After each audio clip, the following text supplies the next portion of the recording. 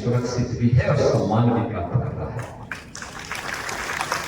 हमने उत्तर प्रदेश के अंदर व्यापारी कल्याण बोर्ड के माध्यम से हर व्यापारी को 10 लाख रुपए की एक सुरक्षा बीमा का कवर भी दिया है और उसको आश्वस्त किया है, हम आपकी सुरक्षा का इंतजाम करेंगे, आप अपने व्यवसाय को बढ़ाएंगे। आज उत्तर प्रदेश में नौजवान को कार्य मिल रहा है, 6.5 लाख से अधिक नौजवान को हमने नौकरी दी है और कभी आपने देखा होगा 7,200 से अधिक पुलिस भर्ती की परीक्षा संपन्न हुई है। याद करिए 7,000। दोस्तों एक साथ कितने नौजवान भर्ती होंगे यूपी पुलिस में? और हमने कहा है कि अगले 2 वर्ष के अंदर उत्तर प्रदेश पुलिस में हम लोग 1 लाख भर्ती करने जा रहे हैं। 1 लाख नौजवानों की भर्ती कर रहे हैं।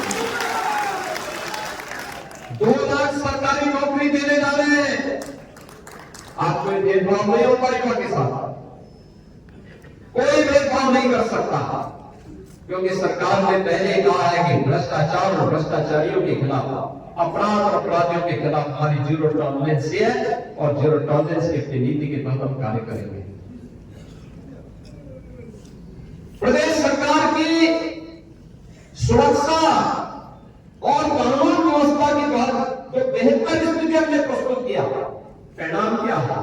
आज देश का और दुनिया का हर बड़ा निवेशक उत्तर प्रदेश में निवेश करने के लिए आ रहा है।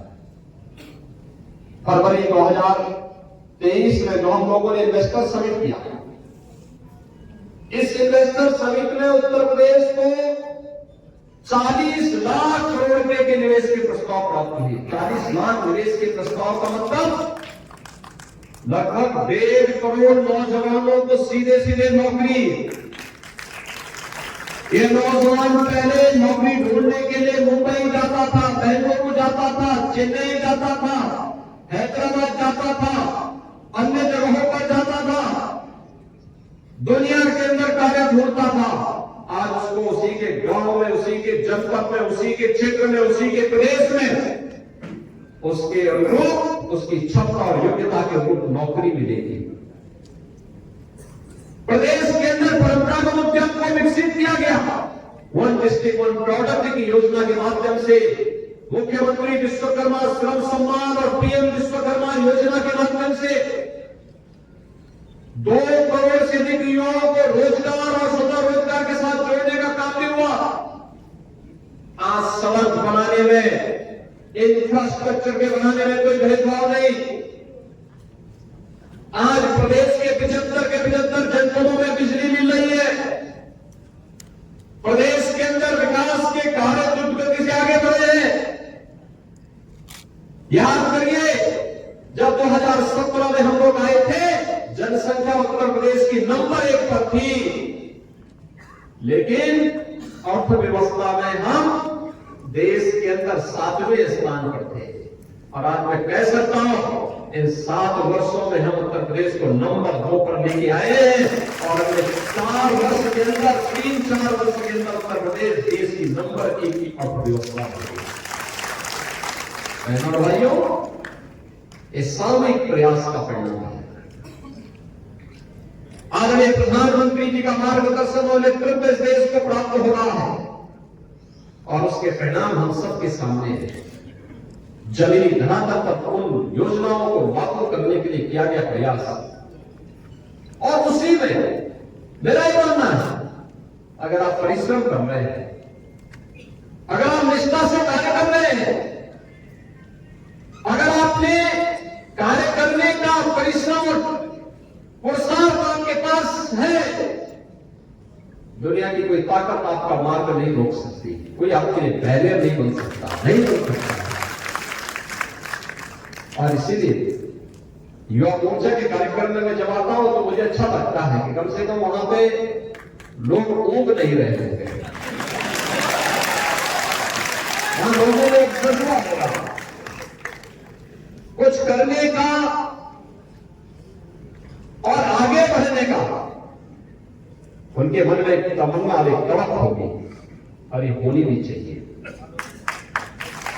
लेकिन याद रखना, जीवन में अपने मूल्य और सिद्धांतों से कभी विचलित मत होना। अनेक लालच आएंगे, अनेक प्रलोभन आएंगे, अनेक लोग अनेक प्रकार से भटकाने का प्रयास करेंगे, लेकिन अटल जी की इस बात को याद रखना कि सिद्धांत विहीन राजनीति मौत का फंदा है और इस मौत के फंदे को कभी गले से मत करना। पहचान का संकट खड़ा हो जाएगा, पहचान का संकट खड़ा हो जाएगा। पहचान का संकट स्वयं के लिए नहीं आने देना है, अदान के लिए नहीं आने देना है, अपने महापुरुषों के प्रति भी नहीं आने देना है और अपने प्रदेश के सामने भी नहीं आने देना है। और इसलिए जब हम कार्य करें सार्वजनिक जीवन में, याद करना हमारे लिए, भारतीय जनता पार्टी के प्रत्येक कार्यकर्ता के लिए, युवा मोर्चा के प्रत्येक युवा के लिए एक संकल्प होना चाहिए कि दल से बड़ा देश, सब कुछ देश के नाम, मेरा हर काम देश के नाम, मेरा हर काम देश के नाम। इसके बगैर हम सोच भी नहीं सकते। हमारा जो कुछ भी होगा देश के लिए, कोई जाति, कोई मत, कोई मजहब, कोई क्षेत्र, कोई भाषा देश से बढ़कर के नहीं हो सकती है। पहले देश है, फिर हम हैं। तो हमारा मत, मजहब, संप्रदाय, क्षेत्र, भाषा कब है? देश सुरक्षित है तो सब सुरक्षित है, और देश ही सुरक्षित नहीं है तो फिर कोई सुरक्षित कैसे हो सकता है? और इसलिए देश के लिए पूर्ण समर्पण, राष्ट्रीय एकता अखंडता के सामने आने वाली चुनौती के लिए हम सबको मिलकर के सामूहिक रूप से प्रयास करना होगा। आप देख रहे होंगे किस किस प्रकार की अफवाहें फैलाई जा रही है, कैसे कैसे खड़े हो रहे हैं, कैसे कैसे गुमराह करने वाली बातें हो रही है। जिन्होंने सामाजिक ताने बाने को छिन्न भिन्न किया, वे आज नकाब पहन करके फिर से गुमराह करने की मुद्रा में आ गए। जो लोग सामाजिक न्याय के लिए समर्पित महापुरुषों का अपमानित करते थे, आज वोट के लिए वे उनकी आरती उतारते हुए दिखाई दे रहे हैं। ये नजारे तो देखो ही लोगों के। आखिर यही समाजवादी पार्टी है, कौन नहीं जानता इनके चेहरे को? आखिर यही कांग्रेस है जिसने देश के अंदर सर्वाधिक समय तक शासन किया, और इनके कारनामों से कौन नहीं जानता है? बाबा साहब भीमराव अम्बेडकर का सर्वाधिक अपमान इन्होंने किया, लोगों सरदार वल्लभ भाई पटेल का अपमान इन्होंने किया। इन महापुरुषों को भारत रत्न नहीं मिलने पाए, इसके लिए एड़ी चोटी लगाई। ऐसे लगता था जैसे भारत रत्न पर एक परिवार का एक अधिकार हो गया हो, उसी परिवार के सारे लोगों को मिलना चाहिए, बाकी किसी और को नहीं मिलना चाहिए। बहनों और भाइयों, जब भी इनको मौका मिला, कांग्रेस और समाजवादी पार्टी ये तथाकथित धर्मनिरपेक्ष दलों को जब भी इनको मौका मिला, उन्होंने देश की कीमत पर राजनीति की है। यही अंतर है, ये देश की कीमत पर राजनीति करते हैं, हम लोग देश के लिए राजनीति करते हैं।